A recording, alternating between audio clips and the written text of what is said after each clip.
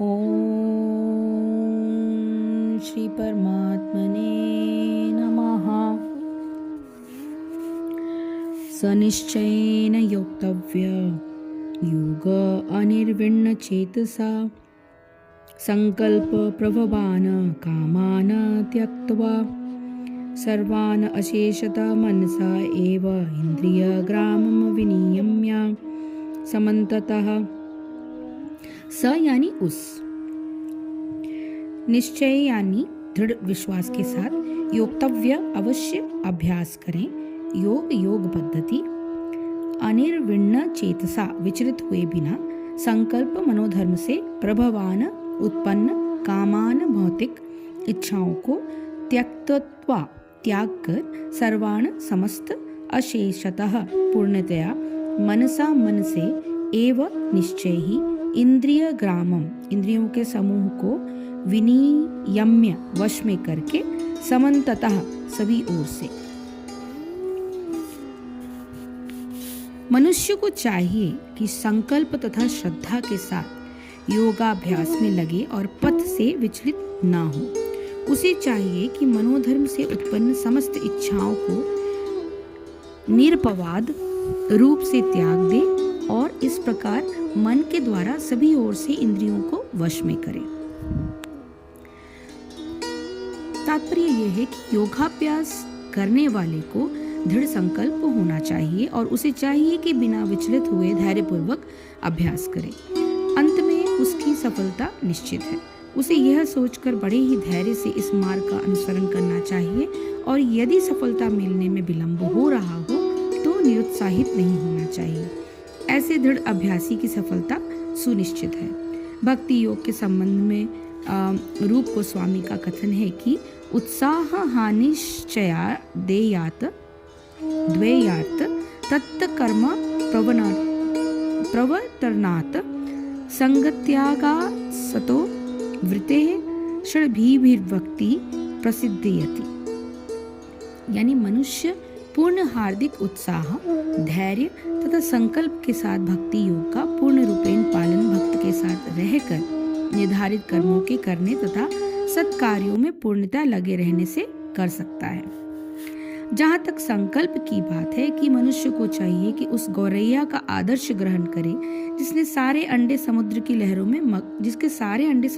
में मग्न हो गए थे। कहते हैं कि एक गौरैया ने समुद्र तट पर अंडे दिए, किंतु विशाल समुद्र उन्हें अपनी लहरों में समेट कर ले गया। इस पर गौरैया अत्यंत क्षुब्ध हुई और उसने समुद्र से अंडे लौटा देने के लिए कहा, किंतु समुद्र ने उसकी प्रार्थना पर कोई ध्यान नहीं दिया। अतः उसने समुद्र को सुखा डालने की ठान ली। वह अपनी नन्ही सी चोंच से पानी उलीचने लगी। सभी उसके इस असंभव संकल्प का उपहास करने लगे। उसकी इस कार्य की सर्वत्र चर्चा चलने लगी।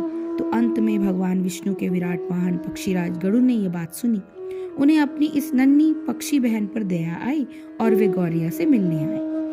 गरुड़ उस नन्ही गौरैया के निश्चय से बहुत प्रसन्न हुए और उन्होंने उसकी सहायता करने का वचन दिया।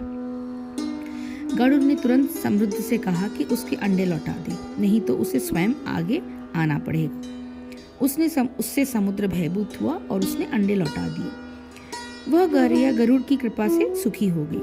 इसी प्रकार योग विशेषतया कृष्ण भावना भावित मन से भक्ति योग अत्यंत दुष्कर प्रतीत हो सकता है, किंतु जो कोई संकल्प के साथ नियमों का पालन करता है भगवान निश्चित रूप से उसकी सहायता करते हैं, क्योंकि जो अपनी सहायता आप करते हैं भगवान उसकी सहायता स्वयं आकर करते हैं। इसको अगर हम थोड़े से और एक्सप्लेनेशन की तरफ ध्यान देकर समझें तो ये कहा जा रहा है कि मनुष्य को चाहिए कि संकल्प से उत्पन्न होने वाली संपूर्ण कामनाओं को निशेषता से अर्थात वासना और आसक्ति सहित त्याग कर और मन के द्वारा इंद्रियों के समुदाय को सब ओर से अच्छी प्रकार वश में करके क्रम से अभ्यास करता हुआ उपरामता को प्राप्त होवे तथा धैर्य युक्त बुद्धि द्वारा मन को परमात्मा में स्थित करके परमात्मा के सिवाय और कुछ भी चिंतन न करे।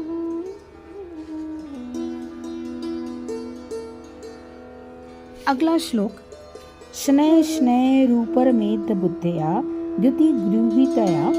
गृहीतया आत्मसंस्थं मनः कृत्वा न किंचिदपि चिंतयेत। शनैः यानी धीरे धीरे, शनैः यानी एक एक करके, क्रम से, ऊपरमेत निवृत्त रहे, बुद्धया यानी बुद्धि से, धृति गृहीतया विश्वास पूर्वक, आत्मसंयम आत्मसंस्थम समाधि में स्थित, मन यानी मन, कृत्वा यानी करके, न यानी नहीं, किंचित अन्य कुछ, अपि यानी भी, चिंतयेत सोचे। सो धीरे धीरे क्रमशः पूर्ण विश्वास पूर्वक बुद्धि के द्वारा समाधि में स्थित होना चाहिए और इस प्रकार मन को आत्मा में ही स्थित करना चाहिए तथा अन्य कुछ भी नहीं सोचना चाहिए।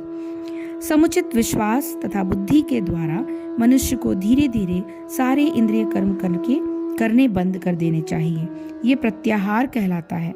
मन को विश्वास, ध्यान तथा इंद्रिय निवृत्ति द्वारा वश में करते हुए समाधि में स्थिर करना चाहिए।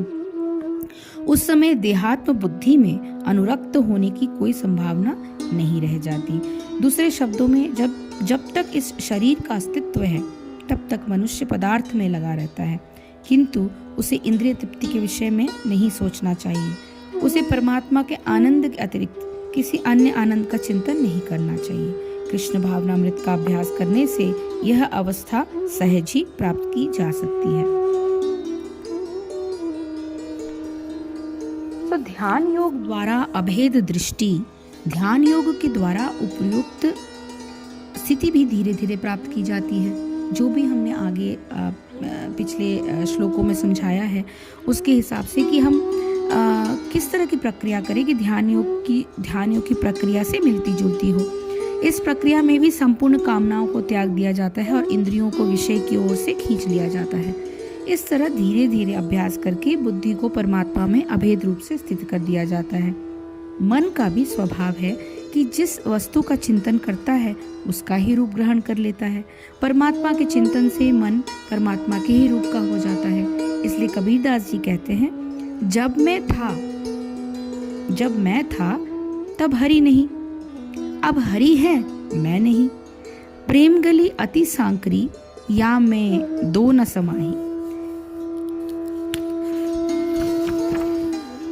प्रत्येक साधक का यह अनुभव अवश्य होगा कि मन को कितना ही परमात्मा में लगाया जाए परंतु मन बार बार खींचकर विषयों की ओर चला ही जाता है।